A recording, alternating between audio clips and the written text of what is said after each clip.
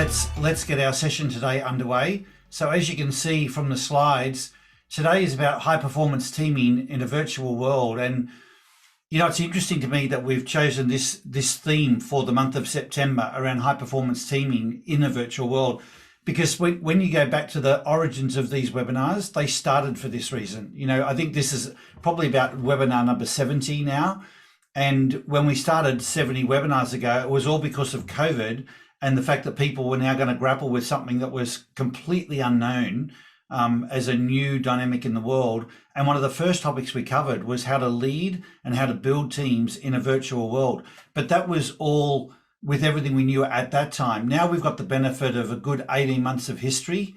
And in my case and LinkUp's case, we just every day, all day, we just are working with teams of a variety of sources on how to, be at their best. So it's all about high performance teaming, but it's absolutely been in a virtual world. I mean, someone like myself hasn't traveled since the 22nd of February last year. Many people are the same. Some people in the US are just starting to travel again, and Europe.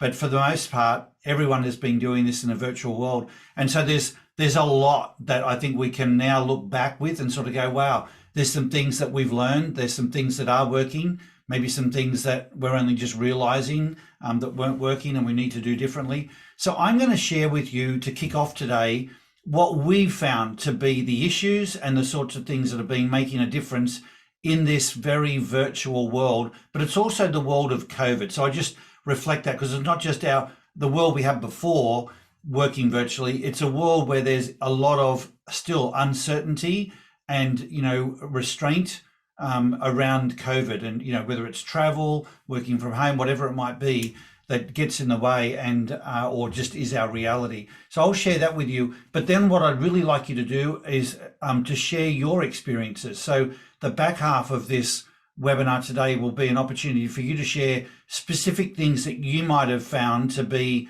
working for teams to be more effective in this virtual world that we live in today, that are different to the things that I'm going to share with you. And so let's get today underway. So the first thing is when I stepped back and sort of thought, okay, what are the common themes of this, this new reality? If we had to sum it up, is there a pattern or a theme? The first word that occurred to me was, it's just all about more. We've got to do more. Any leaders that are doing it well, leading their teams, and the teams I think of that are doing it better, both the leadership that I'm seeing and the team dynamics, people are doing more. And what I mean by more is not more work. What I mean is, as a leader, they've got to work with more intention to get the best out of that team. You can't just take it for granted that you're going to pass people in the corridors or at the water cooler and you'll connect with them and catch up on weekends or their family life. You've really got to go much more intentionally into, connecting with people. You've got to do more in terms of communication. If you're meeting once a month, it now needs to be once a week. If it was once a quarter, it's got to be weekly. It's a lot more frequency, a lot more volume. If you're talking about vision, you can't just do that once a quarter. People need to be reminded, more often about the strategic priorities, the vision, the purpose of what they're doing. They need more feedback. They feel disconnected. So whatever it is that you're doing that was working, it's about doing more of it. There's an intensity, which is going to play out to the second point that I'm going to talk about as well, around fear and fatigue. But there's just this need to step it up, and that then invokes a number of things that we'll talk about today that really relate to ID around being in stride and being at your best. But I just think that's really the first step is, when times get tough, the tough get going. And I wouldn't say this is a tough time. It is for some people. For others, they're thriving and doing very well. It's been quite interesting how polarized this whole, dynamic has been. But the one thing that's common is the best leaders and the best teams are putting more intention into how they connect and collaborate and work together. I have 5 things to share with you. So the second one is this point about fear and psychological safety and fatigue. This is, look, it's been spoken about probably for the last 6 months more commonly, but it's really true. When we talk about when we talk about teams, I have this diagram to show you around how teams form. And some of you might have seen this before, but this denotes the sort of journey that teams go on. And I'm not going to explain all of it to you, but really the point I'm making is that when teams are brand new, when they're forming, the default behavior in a team is one of suspicions, not trust. That's really powerful for teams, let alone leaders, to get their head around. That if you've got 10 people in a team, 10 people who are totally trusting and trustworthy, but they come together to work together as a group, the resulting dynamic that occurs in the team is one of suspicion and concern, not necessarily fear. But if that's where the normal default is, what's happened with the virtual world is there's another piece sort of introduced at this early stage, and that's around fear. Because when people aren't working together regularly, what's happening is they're misinterpreting each other. They're questioning their future. Like when COVID first came out, of course, it was even more the case. But even now, when you're not working together all the time and you can only relate to people on a screen if the camera's on, it's much more disconnected and people are feeling unsafe. Like, how will people really treat me? Do people get the value of the work I'm doing? They can't see me working. They can't always see everything that's going on. So how is that interpreted? And there is a lot of fear. There's fear about, the uncertainty in the world. There's fear about if there's a meeting on and you can't travel because your country's still blocked, what does that do to your value proposition in the business? There's the psychological safety then of also talking up and sharing your truth. It's like you just miss that human connection to be able to do that. So psychological safety is a really big piece. And with that comes fatigue where people who no longer commute, so they're starting earlier, working later, working all around the clock, working weekends, dealing with the emotion of their teams and peers in a team. There's an enormous amount of fatigue. They can't go away on vacation, the way they used to sort of get away. Some can, but there's a lot that still can't. So there is a much more exhausting sort of feeling now in teams. And if that's the reality of what you're working with, then as a leader, but even as a team member, it denotes that you probably want to do something differently. But I think it's really important as leaders to recognize that in the way teams come together, it's not just to trying to combat suspicion and get to a place where you build trust and awareness and have the real conversations. You've actually got to combat fear. I remember starting work with a team back in January, and I said to this leader, I said, Maria, it's not lack of trust. Everyone bangs on about you've got to have trust for a team to work well. It's not just that you're lacking trust. There's actually fear in this organization.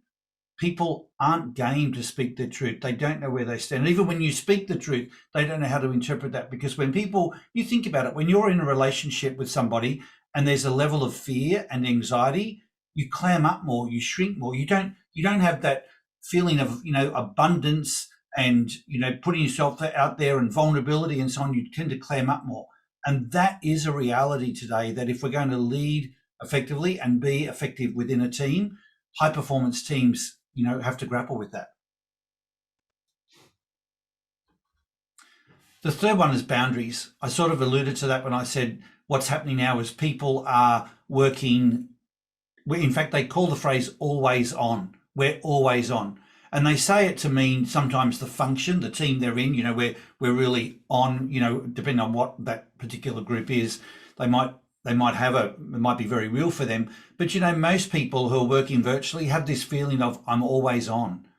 The fact that I'm connected with technology all the time, and I can get notices on my smartphone or whatever it might be, and I feel this need to react and respond. It blurs personal boundaries. Back when COVID first started, I remember people saying, I actually leave my home and I walk around the block to come back, so I feel like I've gone to work. I know some people still do that, but others have gotten so used to it, they just get up and start work. And then they keep going, and they'll stop for a meal and they go back to work. And then the weekends come, and if there's nothing on that's that, intriguing, they'll go to work. And it's just really blurring the boundaries. So that adds to the fatigue factor. But what I would say is the best teams, they get this, and they have more discipline around protecting their personal boundaries, speaking up about their boundaries, and respecting that about each other. But this piece about personal boundaries has to be done with much more intention and a level of personal accountability than what it's ever been done before. The next one is getting in stride. It's interesting to me when people talk to us about what do high performance teams do and what are all the things we've got to do to become a high performance team. The very first thing you've got to do, if you can't have a high performance team if the individuals aren't also performing at their best. And so the first thing is to be at your own best. And we talk about, those of us who are aware of ID, talk about being in stride and being, at your best by being true to your ID. And that's not a given. What I would say to you about that is we always talk about leading at your best by being an 8 out of 10 or more on our peak performance indicator. That's for those of you who are new, and I know there's a number of you new today. We have this slide that we always refer to called a peak performance indicator. And the green arrow in the middle represents you being in stride with your ID. And when you are in stride, that's when you are at your absolute best and you get all those things at the top of the chart. When you get pulled off to the left or to the right, those things at the top get compromised and you start to experience all forms of stress. And so if you're going to be at your best, it is about being in stride. And what I would say to you is when you work virtually, there's a dilution factor. And I'd say this is a conversation I've been having with leaders where they would say, if I want to come across as an 8 out of 10, I've sort of got to be a 9 out of 10. And I don't know if any of you who have ever recorded yourself on video and watched the video played back, but the energy that you think you're projecting that's coming across on the screen, when you watch the recording back, it can look almost sterile, like it's really sort of diminished. So you've got to be like extra animated so that by the time it goes through the camera, it comes out the other end looking like 8 out of 10. So again, it points to this point about being more. You've got to be more in stride.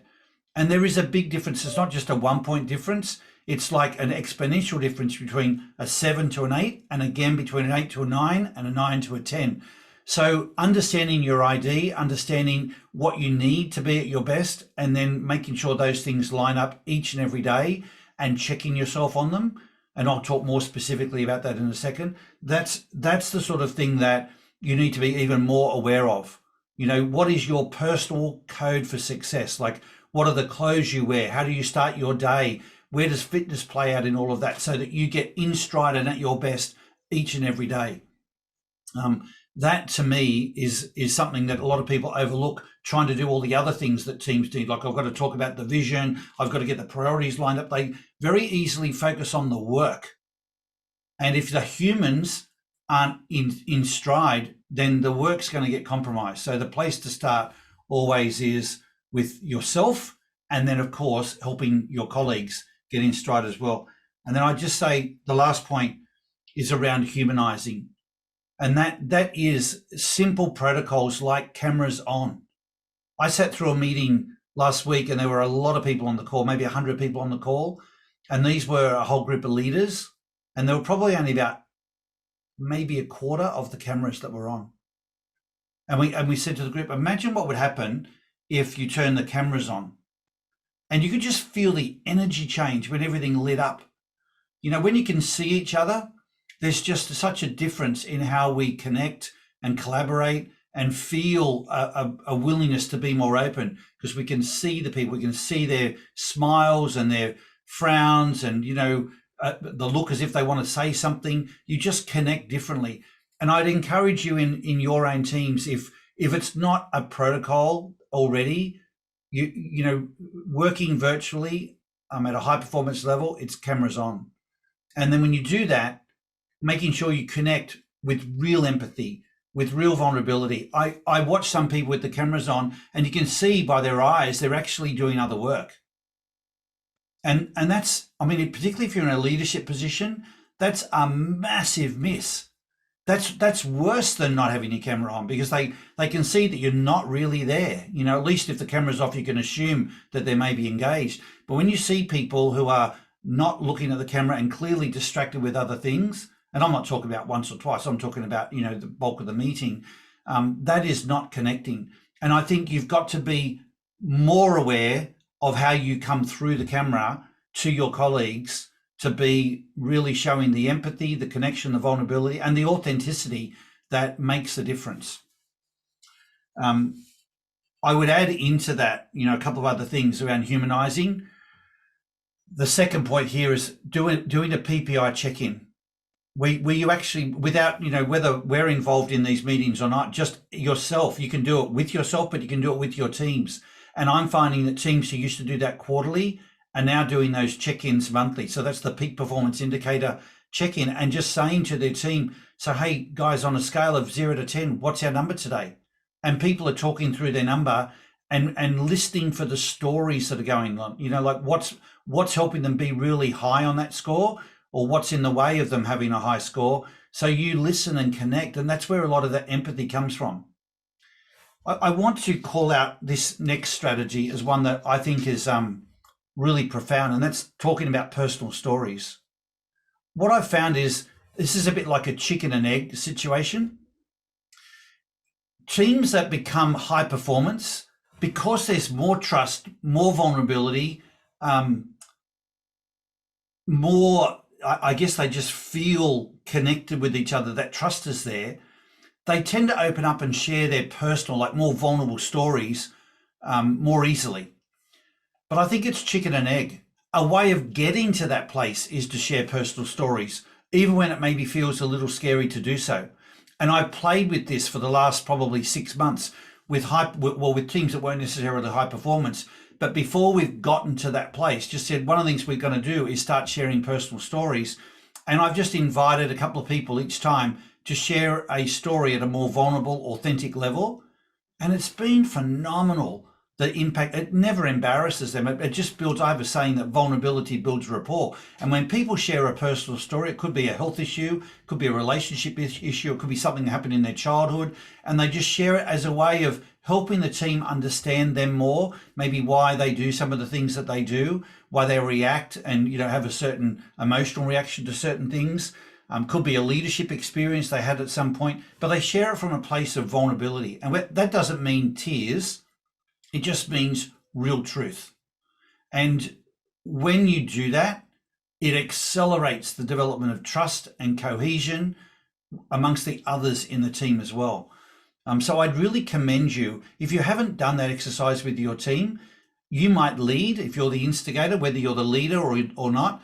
But if you start to do that as a team, it humanizes and really develops that connection and that trust and cohesion, which we probably do some of that storytelling maybe at the water cooler or when we're together physically more, but by doing it with more intention, it can make a real difference. So I'd encourage you to do that. And then just checking in. People check in on work and they say, oh, no, I talk to that person all the time. But if you stop and think, why do I talk to that person? It's normally about work.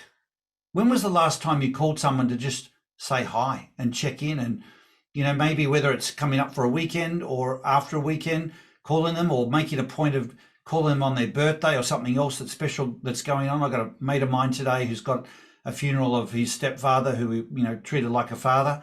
A call to someone like that to just say, hey, I'm thinking of you, or how did it go, or just connecting and checking in. We need to do that more. And then, of course, the last one that is really important when we're working virtually is assuming positive intent. I think it's easy to do when we're with people physically, but you've really got to step that up and make that more obvious when you are working with people virtually. So when I step back and think across the teams that are doing really well in this period of working virtually, even when they're considering returning to what now is probably seen as a hybrid future, where there's going to be a mix of working at home or virtually, as well as in the office or together. But the point is, virtual's here to stay. And a large part of our weeks are going to be spent working like this on screen. There was a survey done recently with one of our clients across their entire workforce, and we're talking tens of thousands of people, and they worked virtually, or they were able to work virtually before, but still probably 2/3 of them worked in offices. And when they pulse them now after this period of COVID, 75% of them said, we want the freedom to be able to still work virtually. We do want to be able to come together occasionally, but we don't want to be required to have to come back to the office. we want to meet, like maybe at an offsite or something like that, when there's something important we need to meet, whether it's the whole team or it's a couple of people. But our default is we'd rather keep working virtually. So when you've got that significant percentage of people saying this is how we want our future, you'd be a very brave organization that tried to combat that. And in fact, a couple of organizations, and I'm talking very large technology companies, that did mandate that they are going to bring their people back in September this year now, they've changed that mandate. So when they got such a backlash. So, we need to get used to working virtually and with a hybrid model and doing the things like I'm mentioning here that will make that difference. Now, to finish off what I'm sharing, I'm just going to share with you what we have found to be other strategies for high performance teams, but these aren't necessarily for working virtually. These are just things that high performance teams do. But I wanted to add them in as a bonus component, and I'd say you've just got to find a way to do these as well in the hybrid in the virtual world. And that's this slide here. So I'll just quickly walk through them and then I'll stop so that you can either ask questions or start to share maybe things that you might do. So the first one is the high peak performance indicator scores. So teams that are high performance not only have high scores, but they do this as a protocol in their team, like the check-in every month, at least monthly, say, guys, how are we doing? Some of them do it just off the cuff in a corridor, or when they start a meeting, they see someone's not maybe on their game for some reason, I'll just say, hey, what's your score today? And it just becomes part of the vernacular in the business. The next three protocols relate to trust. Assuming positive intent is one of them. But what we're calling out here is, how do you know when there's trust? People talk about having trust, but what are the indicators of trust? If trust is so important in a team, how do you know when you've got it or when you don't? Because a lot of people mistake camaraderie for trust. But these are a couple of indicators. Same conversations in public as in private. And I don't mean that if you've got to give someone some feedback that you do that publicly. I'm saying if you're in a meeting virtually and you hang up from that meeting and then you text someone or call someone and say, so what do you think of that conversation, or what do you think at that point? What was really going on? Just don't. If you find yourself having a different conversation to what you were feeling that you were able to have in the group, that's a sign that there isn't the trust there that needs to be there. So step up and have that, have that out, do what it takes to get to that place. If you notice other people doing that, a high performance team calls that out. Cabinet solidarity is, we versus I. So in a team, they talk about disagree and commit. So if you're having a discussion as a team and the team agrees to do something, but you're not fully, on board with it, if you're part of the team, you need to buy in. It's called disagree and commit. It's one of the protocols of a high performance team. But if you've got something to, argue about, have that discussion with the team. But if you then go out to talk to other people, you message as one, so that no one feels there's a dilution in the alignment that's occurring at the leadership or team level. So then some other indicators of a high performance team is cross-representing each other. There's a lot of, this plays out in some really subtle ways. When teams start to set up like cross-functional teams and they say, well, we're looking for someone to lead that team. And someone says, I want to be on that team because, that's really important to me. They say, we only need 2 people leading it. Yeah, but that's sort of a priority issue for me. Well, we've already got someone, or we've got 2 people. And so what it really says is I've got to start trusting other people to represent my views. Or if someone's traveling to a different location or another team somewhere, would you trust them to represent you rather than you duplicate the same trip? High performance teams start to cross-represent each other and trust each other to do so. Volunteerism of your own people, of your ideas. If people don't feel trust, they just don't. So volunteerism, like you think about it, even just speaking up and volunteering your thinking, volunteering your ideas, commenting on, someone on your team that you think might be a good asset for somebody else and volunteering them. People don't do that when they don't trust their colleagues. So these are good signs. And part of my thing is, do you wait for the trust to get there to do these things, or you just start doing them and it sort of provokes the development of trust? I think there's room for both. Solving problems together is what most teams don't do and wish they did. Most teams default to coming together to just report out what they're doing, like just like a scorecard, or update each other on what's going on. And that's important. You need to do that too. But what really galvanizes a team is when someone brings in a legitimate problem and says, guys, I'm looking for everyone's input on this, so that we build a collective answer that's better than the sum of the parts. That galvanizes teams, and high performance teams make a point of doing that together. I've talked about sharing your personal stories. Innovation is an indicator of a high performance team. It happens best and it happens frequently in a high performance team. Socializing together. So that's tougher to do, or, people are now getting used to the idea of virtual social gatherings. I know Friday night this week, we've got some of our friends, we're all ordering dinner and having dinner at the same time. I don't know how it's going to go, but we're, looking forward to catching up with each other. So people are, even in teams, they're having wines together. It's sometimes challenging when you're on different time zones, although some people are willing to have a wine at 10 o'clock in the morning. But socializing together and just taking some time to play a game or just catch up, but as a team, the teams that operate best together are more inclined to also socialize together. What they say is we just like each other and we like being together. So if you haven't done that and you haven't yet built that level of friendship, then get together, because that's maybe a way of accelerating that process. And a couple of other ones I'll just call out, which I've got in bold, that, all people leaders need to be involved in this, not just your team. So if you're conscious, depending on your level of leadership and seniority, but if you want to cast the best influence, particularly during this time of working in a disconnected world, you need to get the whole of the leadership cohort working together. And don't assume that because you do it, everyone else, whether they be your peers or people underneath you, are going to go and cascade that down through the business.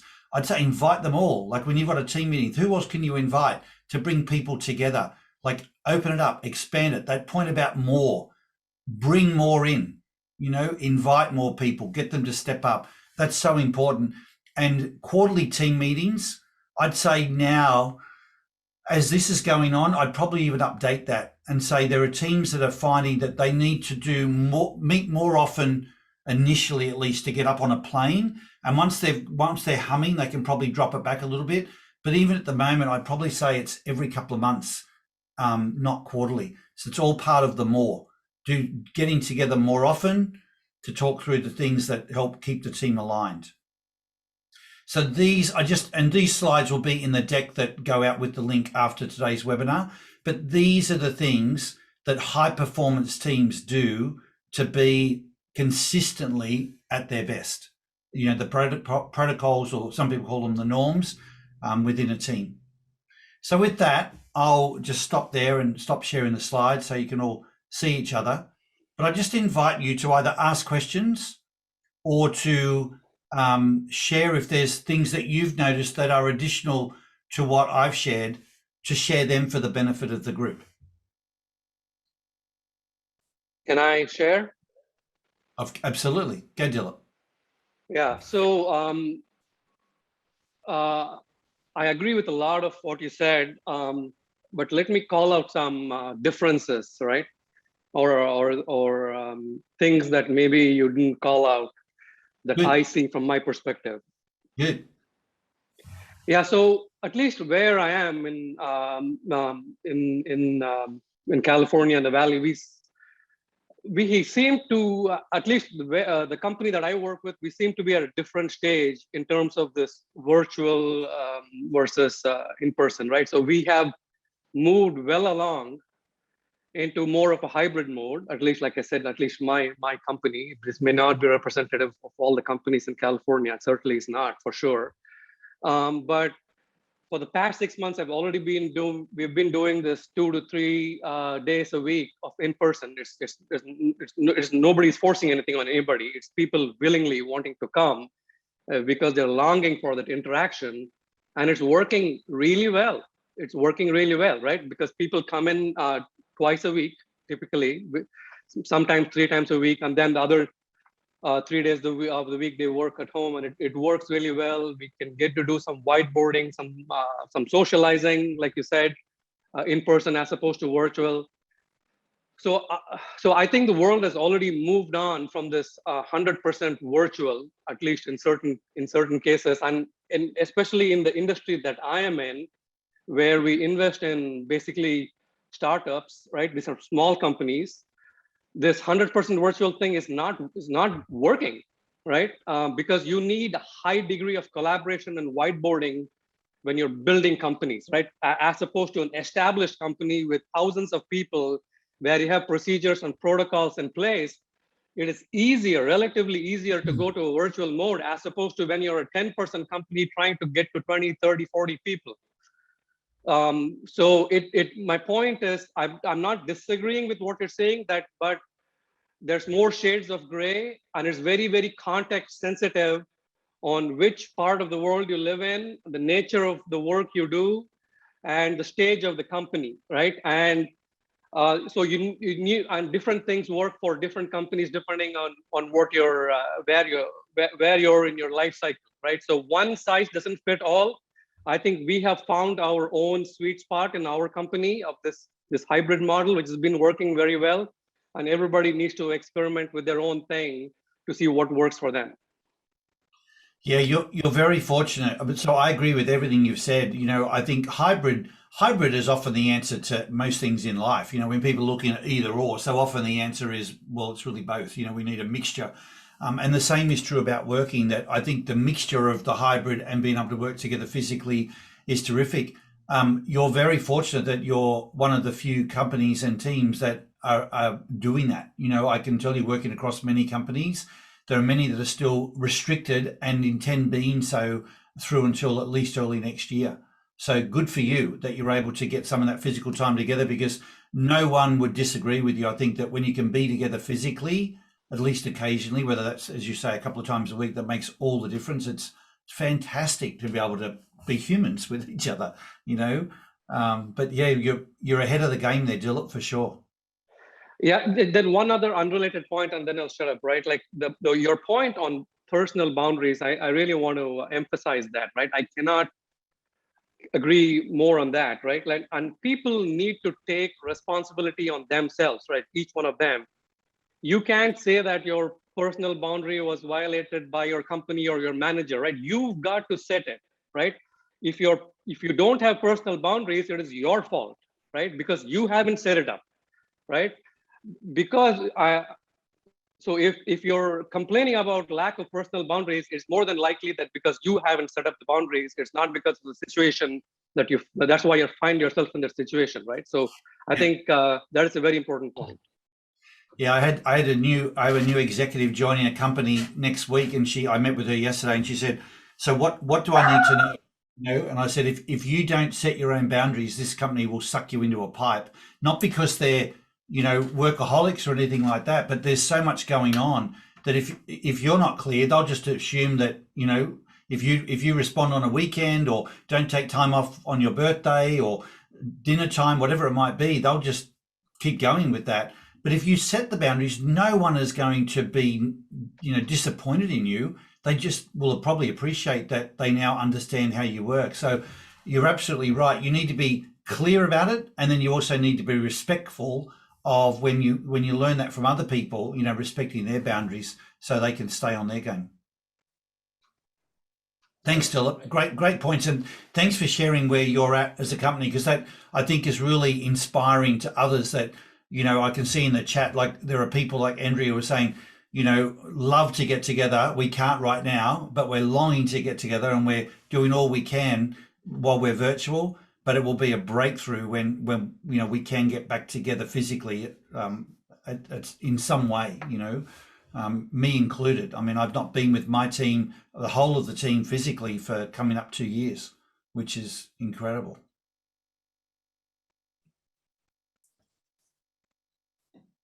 Can I share a story?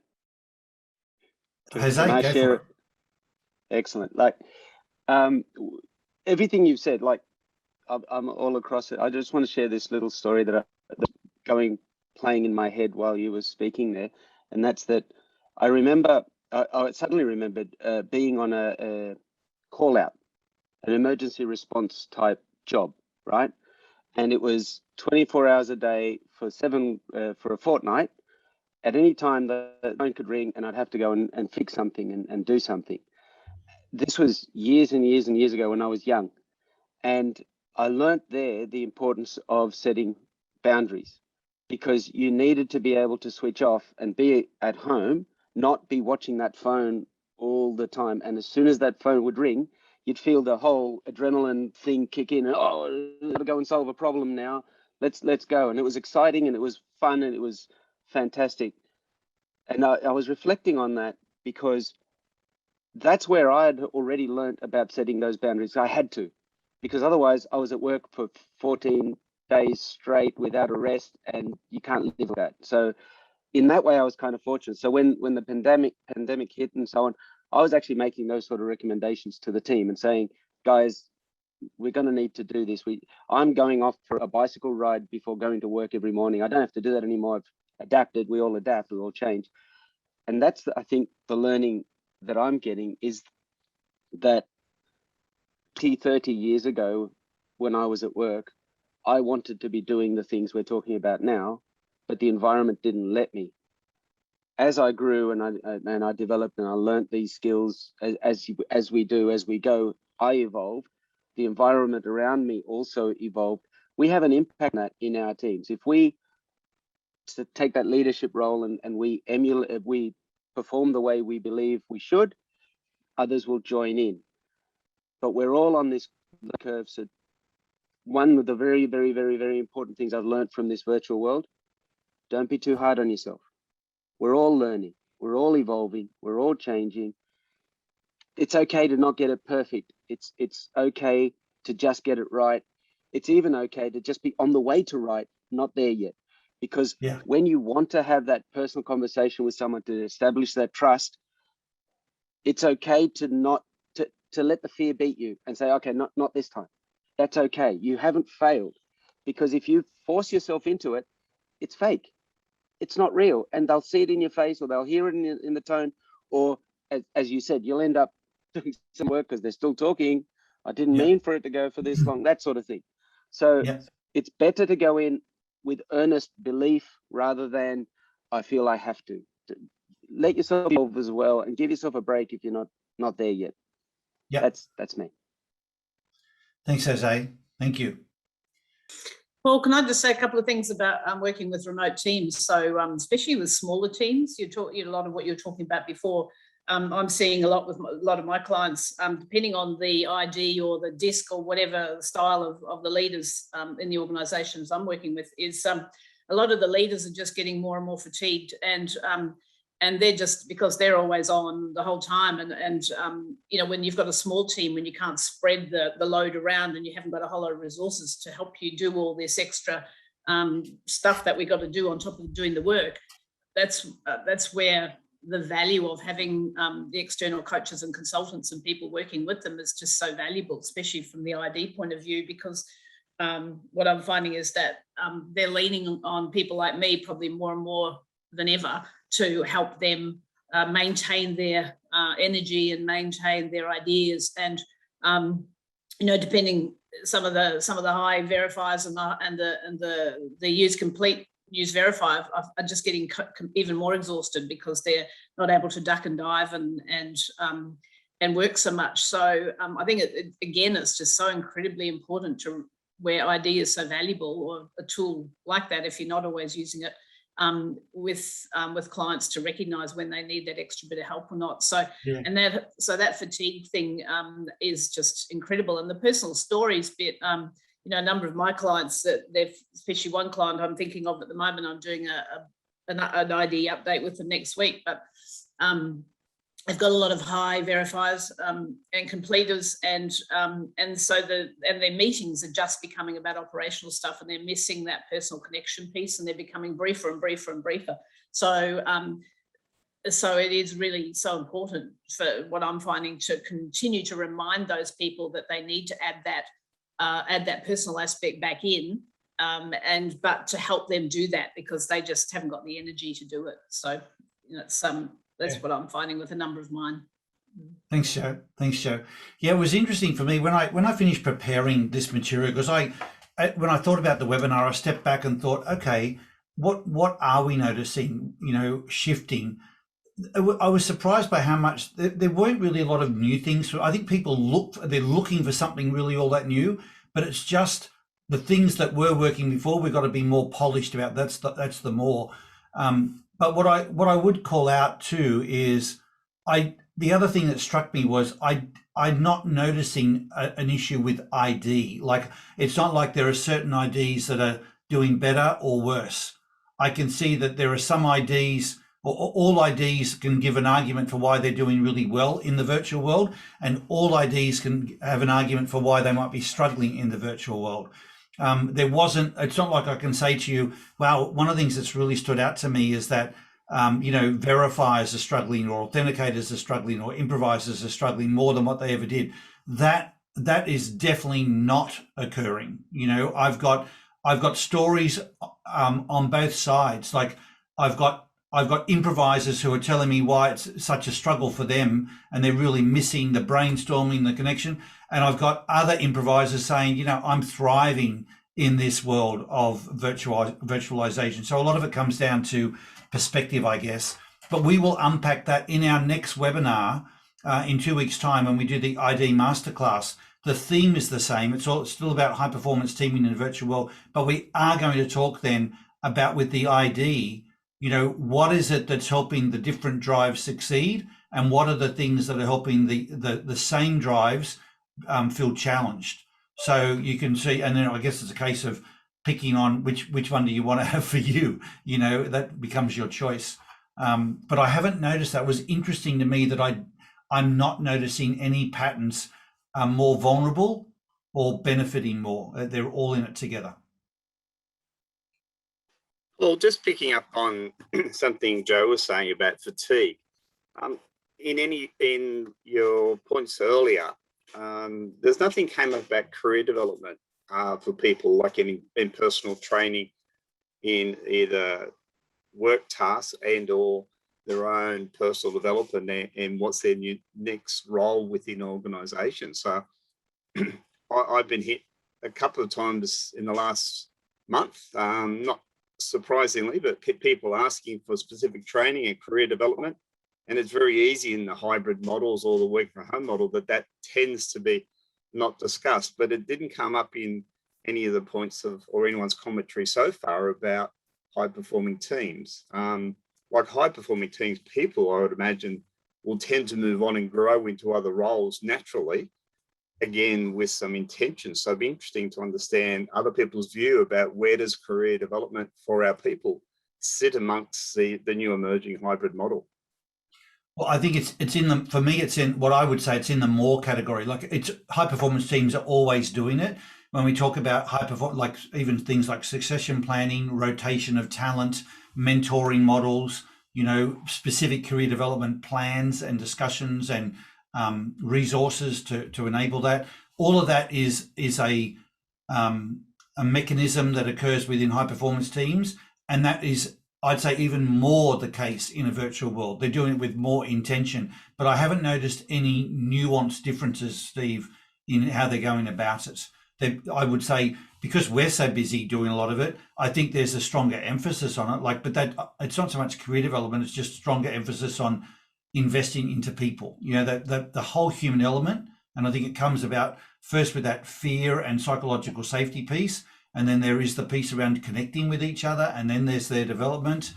There's just a stronger emphasis on the human element than what there's ever been before. I think there was a lot of the human side, or the humanness, got dealt with by the water cooler talks, and even just seeing each other and like, hi. Now when that's not there, the human side is where people have to put more intention. Yeah, cool, interesting. Just one quick point, Paul.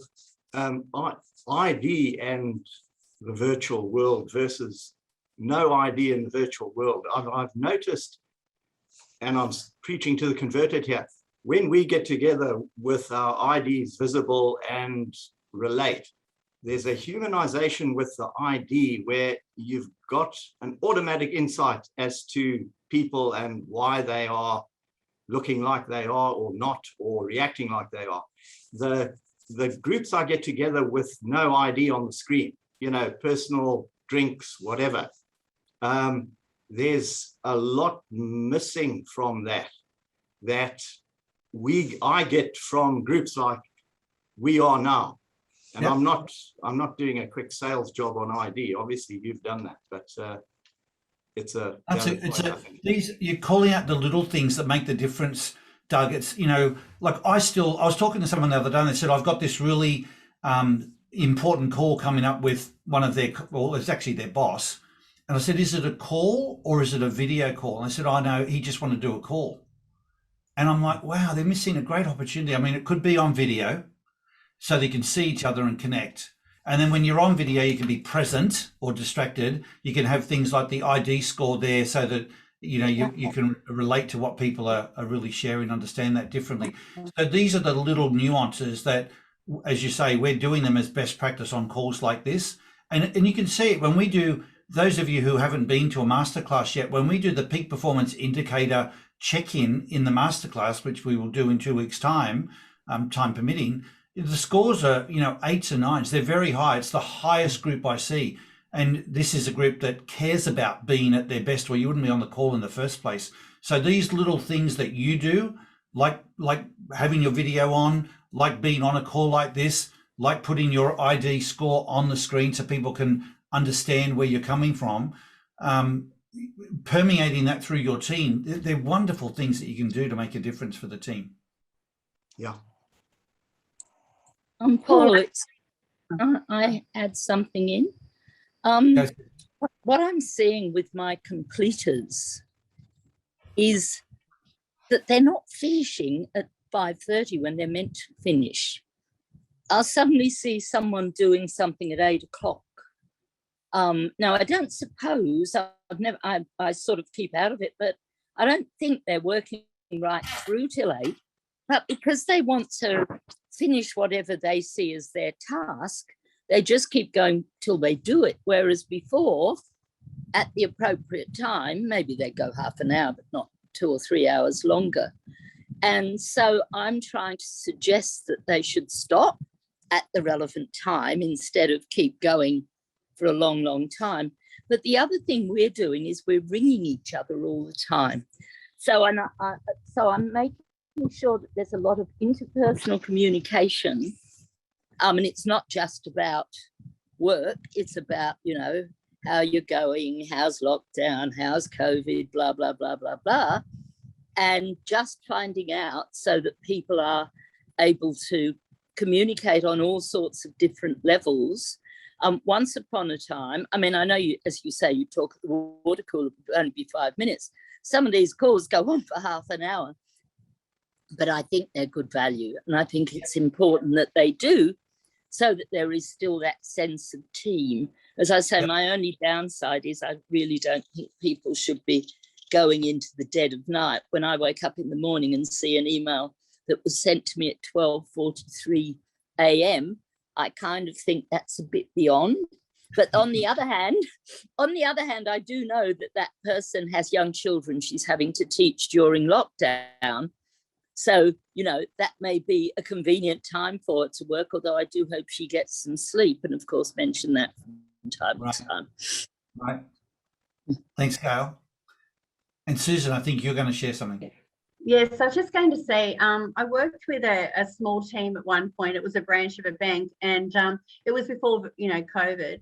But I do work holistically with each person, and in terms of the personal stories, what came out, what was going on in the background of these two particular individuals, they really did need extra support in terms of stress management. So looked at what that might be, and one person really needed to do exercise, and the only window that he had was half an hour at lunch in his whole space of the day. And so I said, okay, we'll organise that, got the team together. This is what's going to be happening. We'll slot that time out, you know, phones off, just so they all know.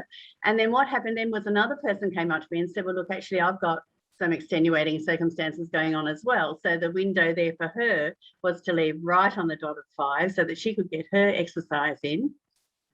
Lo and behold, that, I mean, they became balanced. They had that time out, and it was so beneficial. I mean, they ended up getting branch of the year, which is fantastic. And it's not just because they did that, but you know, the value of the personal stories and trying to just give somebody that opportunity to fit that small need in that they might, you know, obviously it's a big need, but yeah, I'm all for that.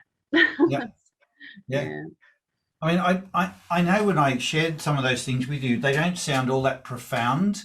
No. But to make a difference, it doesn't need to be profound. I think the key word is consistent.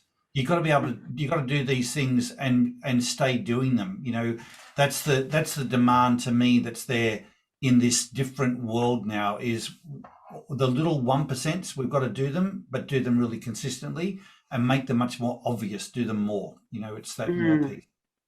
Yes. Yeah. And I would encourage you, if we're spending so much more of our time on screens, you know, thinking about your own ability on screen, like how do you come across on the screen? What's your setup like? Have you even got a good camera? Have you got good audio? There was someone I was talking to in the last couple of days, and they just had terrible audio, and it wasn't like a one-off. It was their equipment, and I'm like, wow, this is our equipment now. If you had a substandard laptop, or you wouldn't put up with that. But if this is our way of communicating, and someone said to you, you're muffled with your voice, you know, can you take, I mean, you'd fix that up, right? If you were mumbling or something live, but that's what's happening effectively when we're on screen. So I think paying attention to some of the things that maybe we're taking for granted, because the laptop comes with a camera, but is it a good camera? Is the audio really good? What do you like on the other side of the screen? Have you even asked to find out? I would pay attention to that. And especially if you're in leadership positions, the lighting that you have, you know, all of that is really important, because it all affects your brand and your ability to influence and impact others, whether you're in a leadership position or not. The point is, we are in leadership positions because we're all influencing and all impacting. So it's really important to have that. I had a lady the other day, she's sitting on a team meeting and she's chewing nuts, not on mute. And you could hear it all coming through on the call. And I'm like, is she seriously oblivious to, I mean, it was not just frustrating to the team, but it's really affecting her brand. And then she'll probably want to have a, you know, career development conversation at some point about what she can do to get promoted. I'm like, stop eating nuts, you know. It's really interesting, just some of the basic things that we need to be really careful of to project at our best on screen. I've got one question, Paul. In terms of recording, and I know we record here, what are the pros and cons about when you're recording, you know, a client? Like, obviously I do ask permission and make sure that, you know, they're happy with it, etc. But do you find that people hold back in terms of what they're going to say? No. Well, the premise that we always say is, let's record it. If there's anything shared that anyone's sensitive about, we'll ditch the recording. You know, like but if we don't record it, we can't go back and re-record it. So it's better to at least record it, and then at the end of the meeting, if everyone's okay, then we've got it then for whatever the purpose is, whether it's sharing with the broader group, whether it's for the 1 or 2 people that couldn't make the meeting. But that happens a lot, you know, that not everyone can be in the meeting. So let's go ahead with the meeting. In fact, one of the signs of a high performance team is that they'll keep meeting even if the leader isn't available. And not only meeting, but they will make decisions. I mean, most of the leaders I work with go, oh my God, if that could happen in my team, I would think that was amazing. But we're not there yet. I'm like, well, we will get there. But that's one of the hallmarks of a high performance team. So, but the leader would still want to know, maybe not all of the discussion, but some of it. So you go, let's record it. But I can honestly say I haven't noticed any compromised conversation because a meeting has been recorded. But there have been times where I've recorded a meeting, and even I will say, let's not run with that. There were things shared in that meeting. If someone wasn't there, they'll probably misunderstand the context, even if they listen to it. So let's just not, you know, use that recording, or we'll not use all of it. But that's probably 1% of the time, Susan. It's hardly ever. Yeah. Okay, thank you. You're welcome. Hey, Susan, if I can add to that, I think that there's a piece that we're sort of talking around or not recognizing I want to bring to the fore, and that's that videos on and recording is actually an act of trust. And so it's because I was in a sales presentation yesterday, and I was really appreciative of the fact that the people doing the sales presentation, even though they had the slides on it, they had the video on. I could see their face, I could see the earnesty and so on. And I noticed that everyone that was listening to that presentation had their video off. Now, it is because of the internet not giving us that much flexibility and so on. But I feel that I felt like I was letting them down because I was kind of saying I don't trust you by not having my video on, because you can't see my reactions when you say what you say. And I noticed that at the end of the meeting, this is, I believe, a high performing team. At the end of the meeting, we all turned our videos on and thanked the presenters and so on, and said, yeah, and we actually said, the bandwidth isn't enough for all of us to have our cameras on while we do the thing. That's why we leave them off. But we sort of did that final handshake of, there's trust here. Don't feel like you've missed that out. So I think that. Think about that in the back of your mind when whatever's playing out, so you can interpret it within that context of trust. That's good. Yeah, I would agree with you, Jose. I think when there's a certain change that happens physiologically when you feel that there's enough safety and a sense of team. People almost want their cameras on to play. Now, I get some people are fitting this, using this meeting as a specific. They've got other things they need to do. So I'm assuming positive intent. I think we've got to do that. There are times when it may not be right. Dilip said before, there are shades of grey around all of these things. But as a general rule of thumb, I think, the more you can have your camera on and be fully engaged, the better. And if there's a reason that you find a meeting not engaging enough to keep you attentive all the time, maybe that's something to call out and discuss with your team. So guys, I'm aware that we're right near the top of the hour, and I just want to use the last minute to let you know what's coming up. So in a couple of weeks' time, the next webinar that we do is the ID Masterclass. So as I mentioned before, it's where we take the same theme for the month of high performance teaming in a virtual world and unpack that, talking through specific case studies that might be on your minds. That some of you mentioned some examples today, but there might be more challenging ones where you can put them on the table and get the benefit of the brain's trust of this whole group. And then in early October, I'm really excited to let you know that on the 6th of October, US, 7th of October in Australia, we will be interviewing Fran Katsoudas, who's the Chief People Officer of Cisco Systems.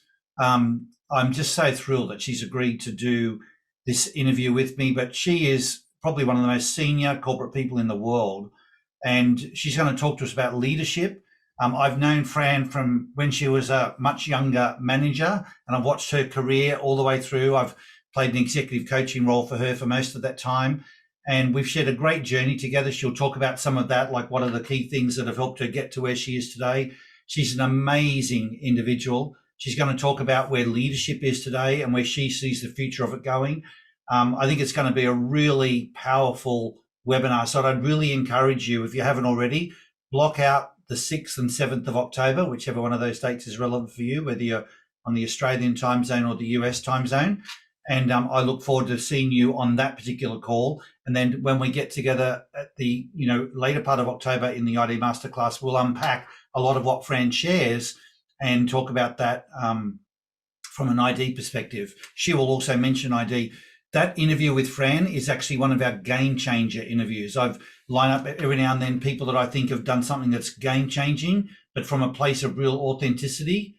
And my God, she's probably number one on that list with what she's accomplished and is still doing. So I hope you can join us then. And in the meantime, we have the session, the ID Masterclass in 2 weeks' time. Other than that, have a great day today. Thank you so much for joining and participating and being a part of these webinars. They're really great for all of us, me included. And we'll see you again in a couple of weeks. Take care, everybody.